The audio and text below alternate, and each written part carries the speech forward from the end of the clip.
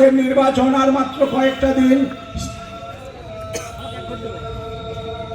আমাদের একটু অপেক্ষা করতে হবে, একটু অপেক্ষা করুন।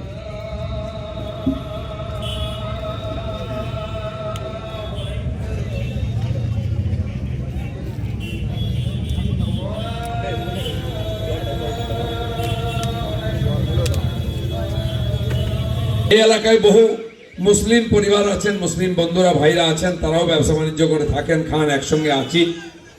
আমি বলতে চাই, মমতা ব্যানার্জি একদিন ভয় দেখাতেন মুসলমানদের যে তোমরা সংখ্যায় কম আছো, বিজেপি তোমাদের কেটে দেবে, মেরে দেবে, শেষ করে দেবে। কেন্দ্রে 12 বছর মোদী সরকার হয়ে গেল, 21টা রাজ্যে বিজেপি সরকার চালাচ্ছে, এক একটা রাজ্যে 25 বছর, 30 বছর, 35 বছর হয়ে গেল। আপনারা বলতে পারবেন কোন মুসলমানকে কেউ ওখানে অত্যাচার করেছে? মুসলমান বলে তাকে কোনো সমস্যা করেছে? আগে গল্প দিতেন যে গুজরাটে কোনো মুসলমান নাই, শেষ করে দিয়েছে। আর যান গুজরাটের মুসলমানের বাড়ির সামনে 4 চাকার কার দাঁড়িয়ে থাকে।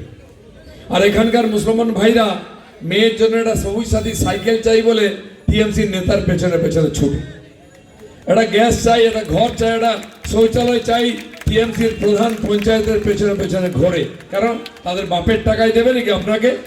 নরেন্দ্র মোদী টাকা দিয়েছে। হিন্দু মুসলিম সবাইকে এখানে টাকা দিয়েছেন মোদীজি।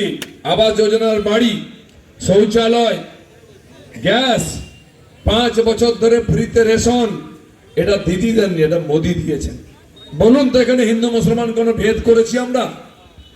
আজকে বাড়ি বাড়িতে সে রেশন আসছে। সেই কোভিডের সময় থেকে খেটে খাওয়া মানুষ চিন্তায় ছিল, কোভিড রাস্তাঘাট বন্ধ, কলকারখানা বন্ধ এবং 100 দিনের কাজ বন্ধ হয়ে গেল। কি হবে? বিশেষ করে মায়েরা ভেবেছিলেন যে বাড়ির লোকের মুখে কি তুলে দেবো।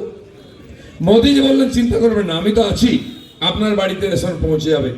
বলুন 5 বছর ধরে রেশন পাচ্ছেন কি পাচ্ছেন আপনারা? বলুন মুসলমান বলে কাউকে বাদ দেওয়া হয়েছে? কেউ বলতে পারবে না।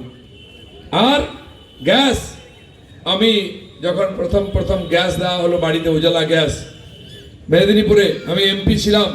একদিন এরকম ধুম দুপুরবেলা 2টোর সময় একজনের বাড়িতে খেয়ে দিয়ে আমি আসছি কেরানি চটি দিয়ে, তো রাস্তার ধারে আমাদের যে কর্মী আর 2-3 জন মহিলা দাঁড়িয়ে আছেন, মুসলিম বোনেরা ছিলেন, মাথায় হিজাব দেওয়া। তা আমি কি গো এত দুপুরে দাঁড়িয়ে আছো? বলে তোমার সঙ্গে দেখা করতে চাই। কেন? বলে মোদী আমাদের গ্যাস দিয়েছে, গ্যাসের ওভেনটা বাড়ি থেকে নিয়ে এসছে আমাকে দেখাবার জন্য। বলুন এটা ইমানদারি? এটা কথা দিয়ে কথা রাখা? হিন্দু মুসলমান ভেদ করেনি আর করবে না। আমি বলে দিচ্ছি, আজ পশ্চিমবাংলায় 15 বছর টিএমসি শাসন, তার আগে 34-35 বছর সিপিএম এর শাসন। যদি কেউ মারা গিয়ে থাকে বেশিরভাগ মুসলমান, যদি কেউ জেলে গিয়ে থাকে মুসলমান, ক্রিমিনাল থেকে আরম্ভ করে সমাজ বিরোধী ঘোষণা করেছে মুসলমানদেরকে।